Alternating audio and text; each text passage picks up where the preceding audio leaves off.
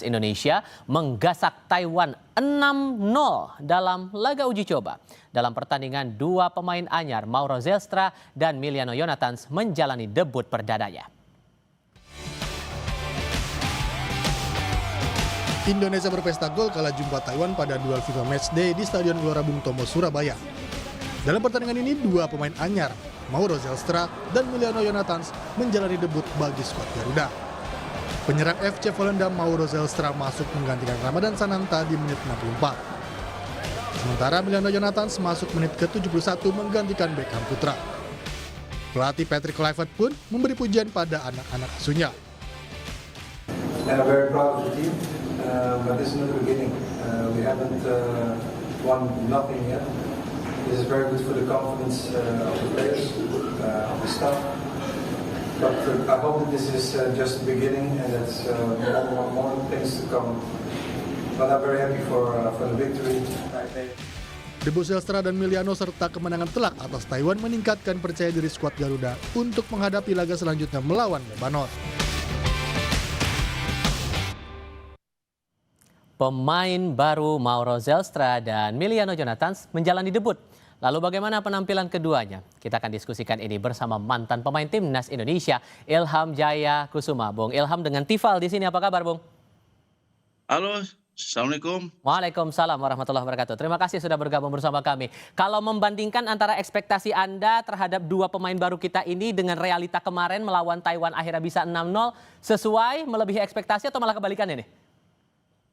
Ya, pertama saya ucapkan selamat dulu untuk timnas senior udah bermain menang 6-0, walaupun memang kita lihat lawannya juga ya kita sudah tahu, tetapi ini hal baik buat kita ataupun buat striker yang timnas senior untuk paling tidak bisa membuat gol untuk pertandingan nanti melawan Lebanon gitu.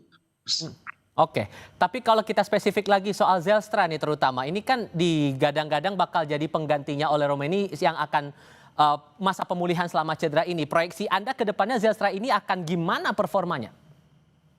Ya, saya lihat sih ya semalam sih memang cukup lumayan lah.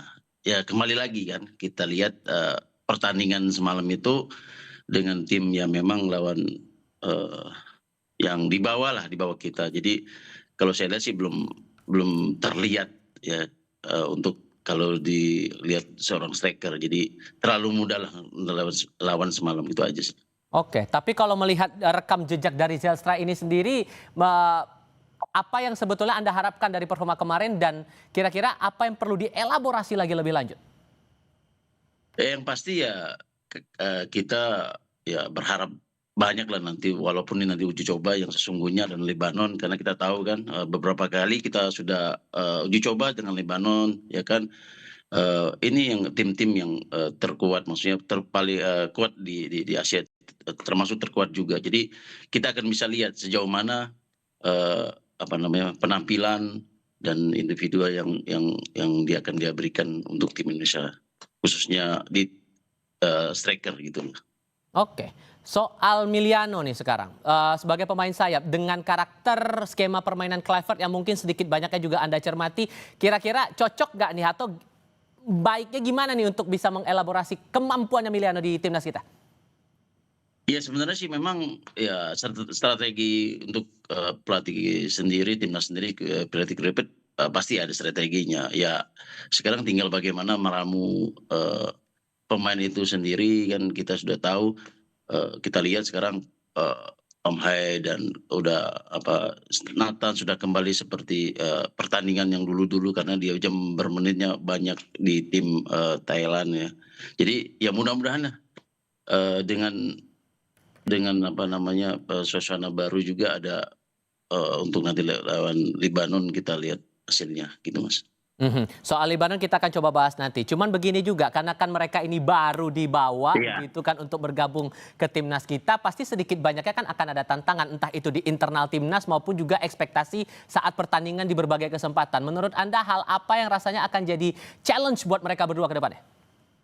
Yang pasti ini jadi sebenarnya buat ke pertandingan nanti, apalagi ini yang kedua buat mereka dan pertama udah pertandingan walaupun uji coba ini lawan yang memang ya maksudnya berat lah karena seluruh Asia. Jadi ya saya inginkan mereka lakukan dengan semampu mungkin, sebaik mungkin dalam pertandingan besok lawan Lebanon. Jadi tunjukkan, jadi yang mungkin digadang-gadangkan ya kita lihatlah nanti gitu.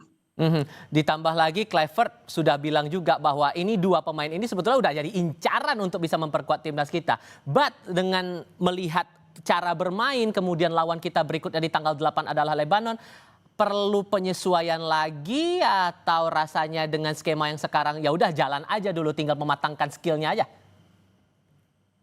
Ya secara matang sih saya lihat semalam sudah ya tadi memang terlihat kita jauh lebih dominan kan lawan semalam menang 0-0. Paling tidak memberikan angin segar lah buat nanti ke depannya. Ya nanti tadi saya bilang pertandingan sesungguhnya nanti ya kita lihat di nanti Lebanon. Karena ya yang saya tahu kan kita masih saya belum pernah lihat mereka bermain ya. Paling baru-baru kemarin saja, itu aja sih. Oke, terakhir kalau membaca lawan kita Lebanon ditambah lagi pertandingan ini untuk persiapan menuju putaran keempat kualifikasi Piala Dunia 2026, hal apa yang rasanya harus betul-betul diantisipasi biar posisi kita aman nanti? Ya yang pasti ya tadi saya lihat ya pelatih sendiri pasti ada strategi khusus sendiri ya. Jadi paling tidak saya cuma hanya memberikan ya tadi menjaga kedalaman, kekompakan, compact defense-nya, karena yang nanti pertandingan sesungguhnya nanti di ronde 4 itu ya kita lawannya ya kita tahu semua, karena counter cepat, keras dalam arti main bolanya ya seperti kita lihat ya kan. Counter ke permainan cepat sekali, aliran bola. Jadi kita udah siap semuanya itu. Gitu loh, Mas. Tentu doa terbaik untuk timnas kita berlaga untuk lanjutan melawan Lebanon di tanggal 8 September 2025 nanti. Bung Ilham, terima kasih banyak sudah berbagi pandangan bersama kami. Selamat malam, Bung. Oke, sama-sama.